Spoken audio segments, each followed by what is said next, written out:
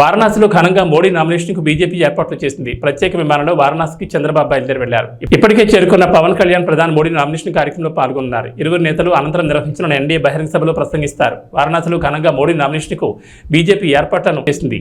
ఈ రోజు ఉత్తరప్రదేశ్లోని వారణాసికి లోక్సభ స్థానం నుంచి మోడీ నామినేషన్ దాఖలు చేయనున్నారు. ఈ కార్యక్రమానికి హాజరవ్వాలంటూ ఎన్డీఏ పార్టీల అధినేతలకు ప్రత్యేక ఆహ్వానాలందరితో టీడీపీ అధ్యక్షుడు చంద్రబాబు మంగళవారం ఉదయం వారణాసి బయలుదేరి వెళ్లారు. గన్నవరం నుంచి ప్రత్యేక విమానంలో బయలుదేరారు.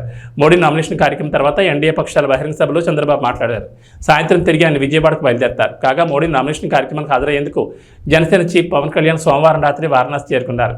మోడీ నామినేషన్ కార్యక్రమాన్ని గ్రాండ్గా నిర్వహించాలని బీజేపీ నిర్ణయించింది.